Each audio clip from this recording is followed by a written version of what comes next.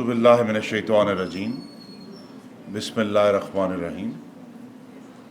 मैं बहुत शुक्रगुज़ार हूँ both to International Islamic University and to Sanobar Institute for inviting me here this morning, ladies and gentlemen.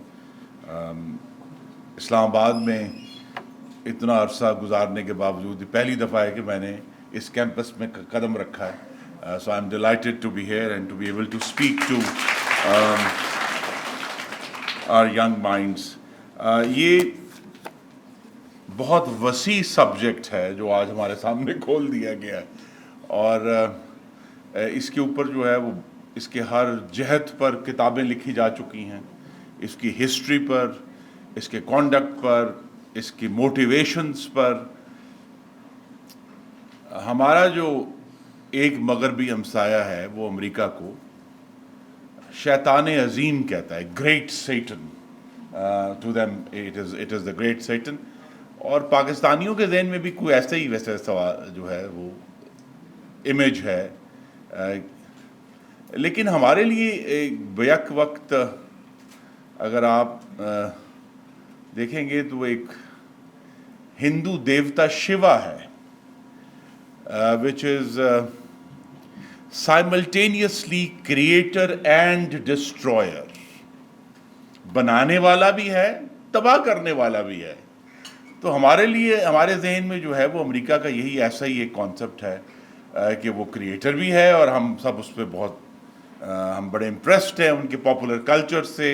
Taylor Swift is everywhere, पूरी दुनिया में लोग उसको सुन रहे हैं और उनके गाने, उनकी फिल्में, उनका टेलीविज़न जिसको सॉफ्ट पावर कहा जोसेफ नाय ने बहुत अरसा पहले कि जी सॉफ्ट पावर है, तो हमारे लिए वो बड़ा अट्रैक्टिव है. लेकिन फिर हम उसे कहते हैं नहीं, ये तो ग्रेट सैटन भी है और ये पाकिस्तान का दुश्मन है और ये पाकिस्तान को तो लिहाजा हमें ये जो स्ट्रैंड्स हैं इसको अलग-अलग करना है कि उनकी जो सॉफ्ट पावर है वो हम देखते हैं, हम उनकी किताबें पढ़ते हैं और उनका जो पॉपुलर कल्चर है, फैशन है, वो पूरी दुनिया में फॉलो होता है, हम भी फॉलो कर रहे हैं. लेकिन फिर हम कहते हैं कि हम सब अमेरिका के ख़िलाफ़ भी हैं और अमेरिका बड़ा ईवल है और वो खुद गर्ज है. देखिए, पहली बात जिसको एजाज़ साहब ने कहा भी, बैन-अल-अक़वामी ताल्लुकात में वज़ेदारी नहीं हो सकती. There is no such thing as permanent friends और permanent enemies. This you should पहला जो अगर कोई चीज़ अगर आपको याद रह जाए. सो हर मुल्क, ये एक लगी बंदी बात है कि हर मुल्क अपने मफादात का तहफ़्फ़ुज़ करता है. और अगरचे आपको लगता है कि पाकिस्तान जो है वो अमेरिका के आगे लेटा हुआ है, लेकिन हकीकत ये है कि पाकिस्तान ने बहुत दफ़ा अमेरिका के सामने खड़े होकर अपने मफादात का दिफा किया है.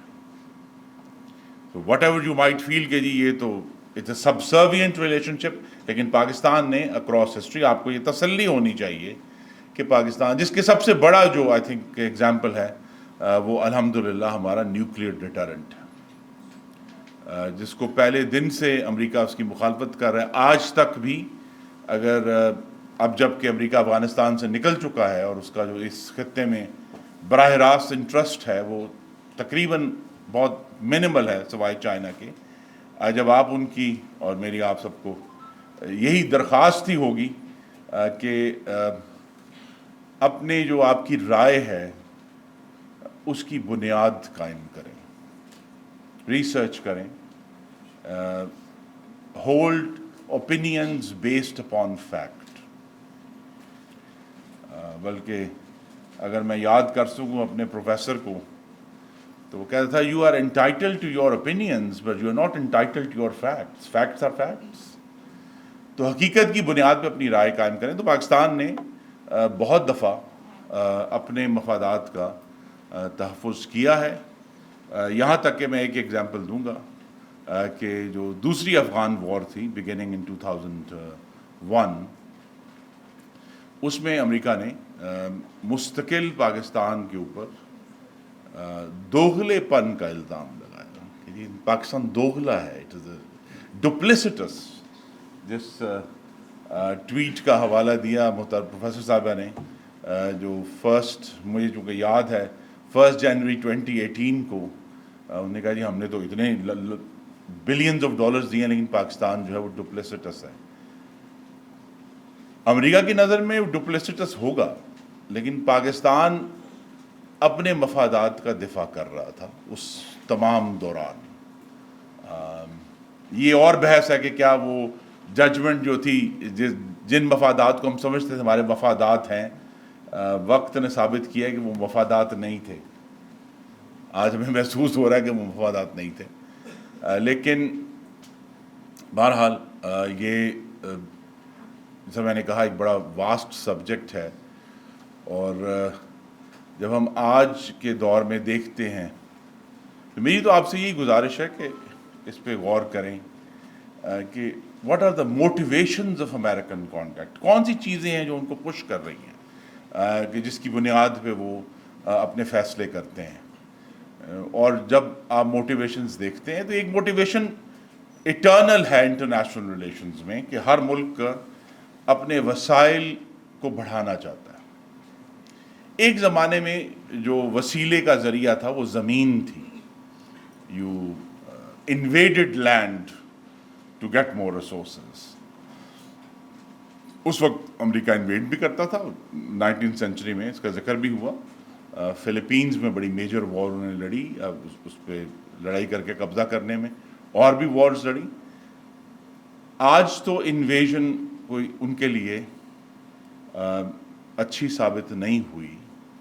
اور جب ہم آج کہتے ہیں کہ یو ایس فارن پالیسی کیا ہے، اس فارن پالیسی کے گلے میں افغانستان اور عراق کے پھندے پڑے ہوئے ہیں دو. 21st century has proven to be a complete catastrophe for US military intervention. یہ آپ کو واضح ہونا چاہیے، کم از کم مجھے تو واضح ہے کہ انہوں نے جو 20 سال افغانستان میں جنگ لڑی، یہ قدرت کے سنگین ترین مذاق میں سے ایک ہے کہ جن طالبان کو انہوں نے اتارا تھا بالآخر 20 سال بعد ٹھیک وہی واپس آ گئے وہیں، اور امریکہ کو وہاں سے بھاگنا پڑا. تو اب جب کوئی بھی ملک ہے جس کو اتنا بڑا دھچکا لگا ہو، سیٹ بیک ہو، اس طرح عراق کے اندر ان کو بہت بڑا سیٹ بیک ہوا. عراق میں آپ سب لوگ انٹرنیشنل ریلیشنز کے اسٹوڈنٹس ہیں، اس پر غور کیجئے کہ، اور میں نے اس پر لکھا بھی ہے کہ 21ویں صدی میں غالباً جو سب سے بڑا اسٹریٹیجک بلنڈر افغانستان میں ان کو شکست ہوئی، ہزیمت ہوئی، لیکن سب سے بڑا اسٹریٹیجک بلنڈر جو کسی بھی ملک نے کیا ہے وہ امریکہ کی عراق کے اوپر جو چڑھ دوڑا 2003 میں، that was a major strategic blunder. یعنی اس کے ایسے مضمرات ہوئے جس کا ان کو نقصان ہی نقصان ہوا. اور آج تک ہم سب اس کا وہ جو مڈل ایسٹ کی جو ڈی اسٹیبلائزیشن ہے اس میں اس انویژن کا بہت بڑا رول ہے. اور وہ آج تک ان سے جب انہوں نے وہ چیز کو ڈسٹرب کر دیا، وہ ابھی تک ان سے سنبھل نہیں پا رہا. وہ ٹوکری جو ہے وہ کھل گئی ہے ساری، اور وہ بار بار اس کو جو ہے they try to bring it in together, لیکن it's not helping them, it's not coming together. تو کیا ہوا انہوں نے عراق میں جب، اور اسی لیے یہ سارے سبق ہیں جس کو سیکھ کر آج کی وہ یو ایس فارن پالیسی بن رہی ہے.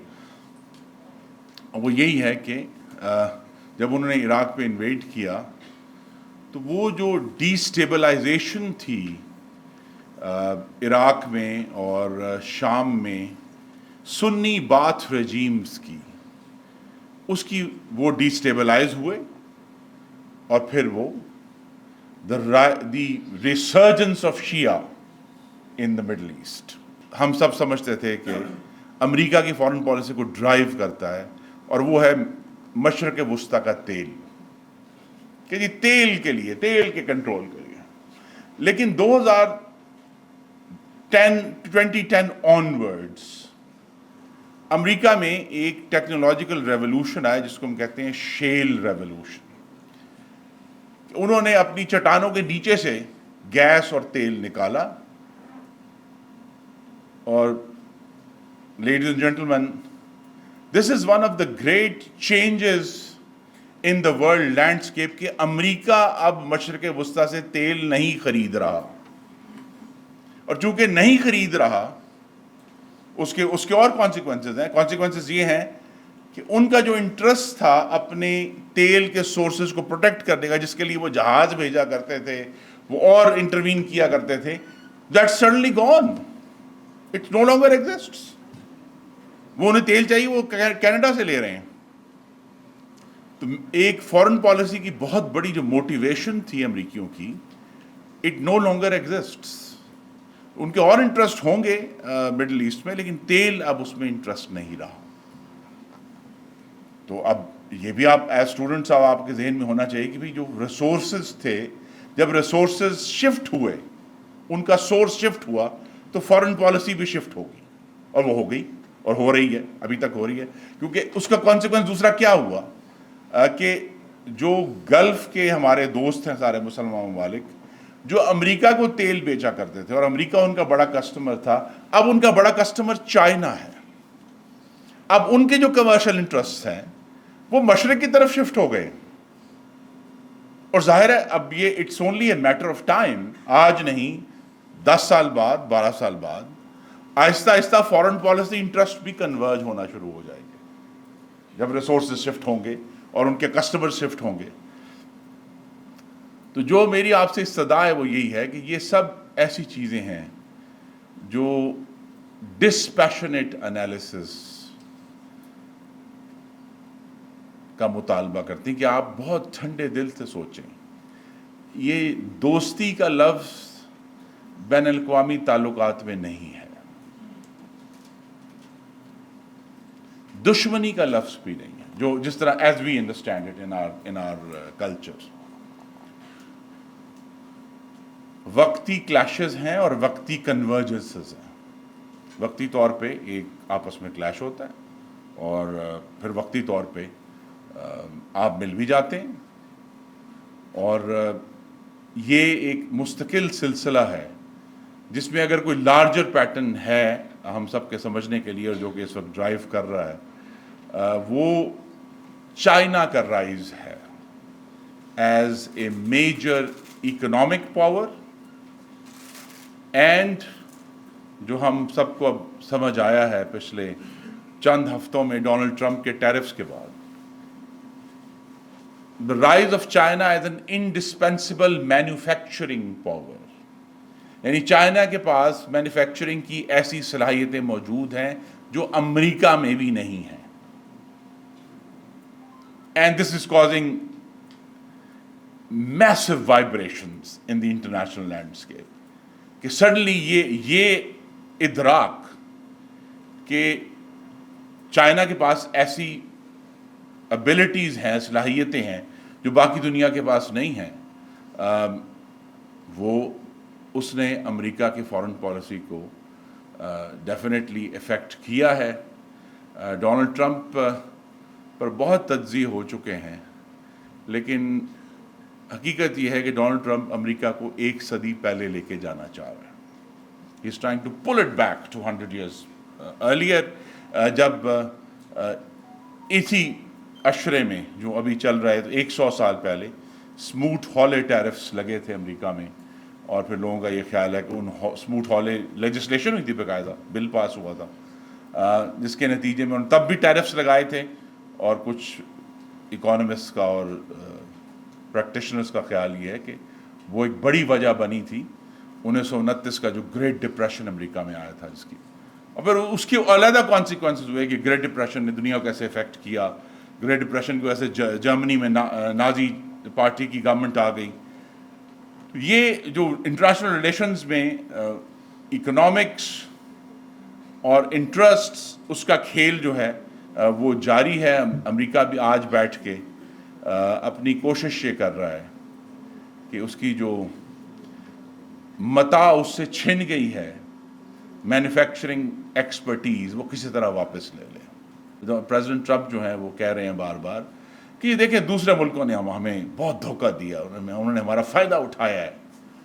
This is not the language of foreign policy. دوسرے ممالک کے پاس جو اگر ابیلٹی تھی انہوں نے اس کو استعمال کیا. امریکنز جن کو بہت زوم ہے اور درست زوم ہے اپنی علم جو ان کے پاس موجود ہے ان کی یونیورسٹیوں میں، اگر وہ اس سے فائدہ نہیں اٹھا سکے تو یا وقت پہ اس کا علاج نہیں کر سکے تو there is no one else to blame.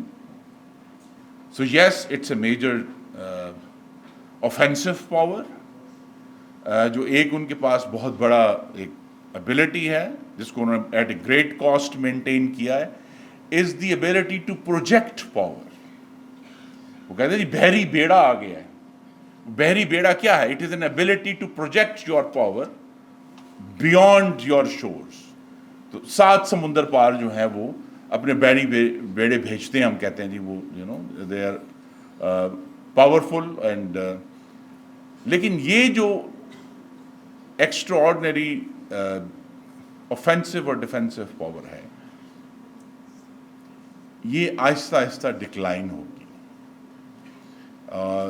چونکہ اس کے پیچھے جب تک اکنامک انجن نہیں ہوگا, اس کے پیچھے ٹیکنالوجیکل انجن نہیں ہوگا تو اور مینوفیکچرنگ انجن نہیں ہوگا, جیسا آج کل اس پہ بہت لے دے ہو رہی ہے کہ کچھ اینالسٹ یہ کہتے ہیں کہ جی اگر امریکہ اور چائنا کے بعد جنگ ہوگی تو پہلی چیز وہ یہ کریں گے بقول ان کے کہ جو چائنیز نے اپنی جو انٹیگریٹڈ سرکٹس پوری دنیا میں اور پوری دنیا کی پروڈکٹس کے اندر ہیں وہ انہیں جیم کر دیں گے. The whole thing will just collapse, the electronic system in which we all rely upon. تو یہ جو سارے ایشوز ہیں امریکہ کی فارن پالیسی کے, پاکستان میں ان کا کیا انٹرسٹ ہے؟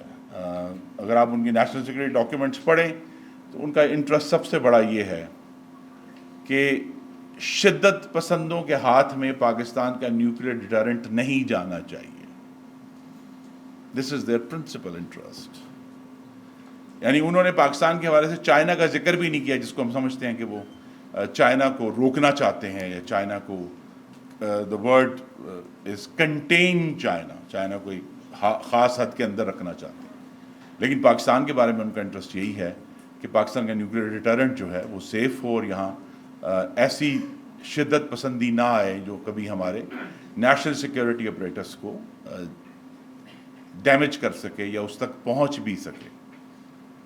اس کے علاوہ آپ کو یہ معلوم ہونا چاہیے کہ آج کا نہیں ہے, امریکہ نے 25 سال پہلے یہ فیصلہ کیا تھا کہ اس خطے میں ہندوستان ان کا اسٹریٹجک پارٹنر ہے. تو یہ آج کی کوئی کھیل نہیں ہے یا آج کی کوئی دشمنی نہیں ہے پاکستان سے. انہوں نے 25 سال پہلے جو ہے یہ فیصلہ کیا تھا کہ وہ چائنا کو کنٹین کرنے کے لیے ہندوستان کو اپنا پارٹنر بنائیں گے, اور جس کی سب سے بڑی ہمارے پاس ایویڈنس ہے وہ یہی ہے کہ امریکہ نے ہندوستان کا کیس لڑا نیوکلیئر سپلائز گروپ میں, جہاں یہ نیوکلیئر ویپنز کی سپلائز ہوتی ہیں, وہاں یہ لڑا گیا کہ جی ہندوستان کو اس کا حصہ بنایا جائے. لیکن اس پہ جب باقی ملکوں نے اعتراض کیا تو ابھی بھی وہ ایک پروویژنل سی ان کے پاس ممبرشپ ہے, ان کو فارمل ممبرشپ نہیں ملی. پاکستان اس کا کیس لڑ رہا ہے, اور پاکستان کے سامنے جو ایک میجر چیلنج ہے وہ یہی ہے کہ ہم بھی جو ہے ہمارے پاس بھی نیوکلیئر سپلائز گروپ کی جو ہے وہاں جو سویلین نیوکلیئر ٹیکنالوجیز ہیں ان تک ہماری رسائی ہونی چاہیے. فائنل جو ہے ابھی ہم نے اعزاز صاحب نے کچھ بات کی اس کے اوپر, پہلگام کے اوپر. پہلگام میں اگر آپ امریکہ کی نظر سے دیکھیں تو ہندوستان کو جو توقع تھی وہ ویسے تو چونکہ ہماری یاد ہوگا جی اللہ کا شکر ہے, ہماری چیز میں شکر ادا کرتے ہیں اور کرنا بھی چاہیے, لیکن یہ انسیڈنٹل نہیں ہے کہ ہندوستان کو وہ سپورٹ نہیں ملی امریکہ سے, اور صدر ٹرمپ نے اپنے ٹپیکل سٹائل میں ایک بہت آف ہینڈ 3-4 جملے بول دیے ہیں, لیکن سگنل یہی ہے کہ امریکہ اس میں اس جو سٹینڈ آف ہے پاکستان اور ہندوستان کا اس میں انٹرسٹڈ نہیں ہے. اس کا مطلب یہ ہے کہ ہندوستان کو وہ لائسنس ابھی تک نہیں ملا امریکہ سے کہ وہ پاکستان پر چڑھ دوڑے کسی بھی طرح. اور یہ لیڈیز اینڈ جینٹلمین آپ سب اسٹوڈنٹس ہیں, یہ جو سگنلز ہیں یہ کوئی لکھے ہوئے ای میل نہیں آتی آپ کو. Everyone is trying to guess everyone's intentions through their statements. تو لہذا وہ یہ خیال کہ جی کوئی لکھ کے دینا ہے کہ جو ہن چڑھ جائے دے ہوتے ہیں, یہ نہیں ہوتا.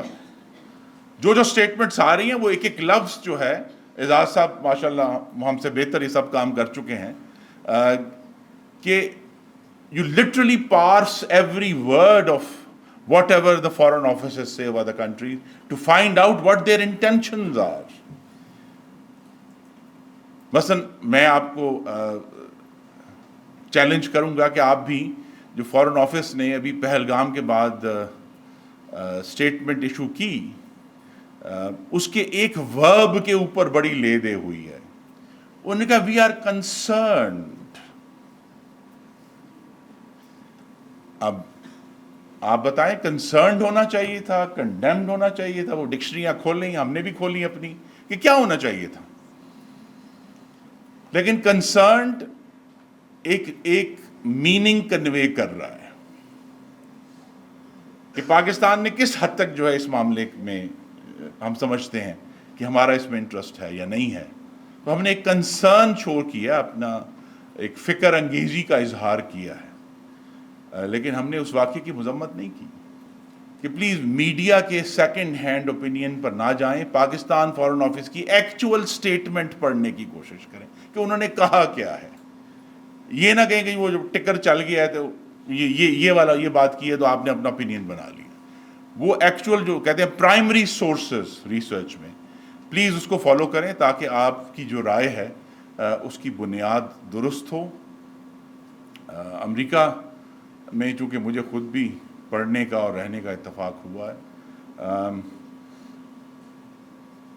وہ اب پہلے سے زیادہ تنگ نظر ملک ہو چکا ہے.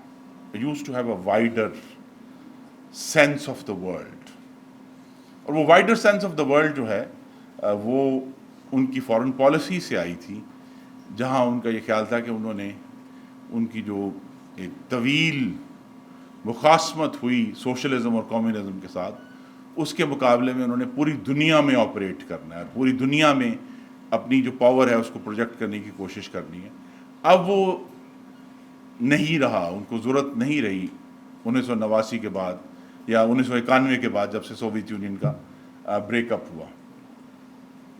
تو لہذا اب وہ, اور اوپر سے 9/11 ہو گیا جس نے ان کو پہلی دفعہ امریکن سوئل کے اوپر اتنی بڑی جو ہے ایک سانحہ ہوا, تو انہوں نے اس کو سوچنے پر مجبور کیا. تو وہ جب بھی ملکوں پر اس طرح کا حملہ ہوتا ہے تو they sort of contract and go with in them selves. تو وہ امریکہ جو ہے وہ پچھلے اب 24 سال سے دنیا سے پیچھے ہٹ رہا ہے. اگر آپ کو یاد ہو, کم از کم مجھے یاد ہے, میری بھی عمر کافی ہو گئی ہے, یہاں ایک امریکن سینٹر ہوا کرتا تھا, وہ اب نہیں ہے, اس کی فنڈنگ بند ہو گئی. بڑی زبردست لائبریری تھی, I used to go there myself, لیکن اب وہ نہیں ہے کیونکہ وہاں انہوں نے فیصلہ کیا کہ اب اس قسم کی جو کلچرل ایکٹیویٹی ہے وہ ان کے مفاد میں نہیں ہے, تو انہوں نے بند کر دیا اس کو. اس طرح کی بہت ساری چیزیں ہیں جو ملک اپنے اپنے مفادات کے مطابق جس طرح اس وقت وہ ڈیفائن ہو رہے ہوتے ہیں, جو ہم سب لوگ جو ان سارے ایشوز کو دیکھتے ہیں, آپ کو جو ایک رول آف تھم بتانا ہے کہ اگرچہ میں نے آپ سے کہا کہ آپ اسٹیٹمنٹس کو ایک ایک کے لفظ کو پڑھیں, اس پر غور کریں, لیکن جب ہم ایکچوئل تھریٹ کو کیلکولیٹ کرتے ہیں تو the actual threat, ladies and gentlemen, is calculated upon capability, not on statements. آپ یہ بھی کیلکولیٹ کرتے ہیں کہ یہ جو بات کی گئی ہے اس کے پیچھے کیا وہ صلاحیت موجود ہے اس کو پورا کرنے کے لیے. اور آپ میں سے جو لوگ اس کو پڑھ رہے ہوں گے, یہ جو ہندوستان نے انڈس واٹرز ٹریٹی کو معطل کرنے کی بات کی ہے,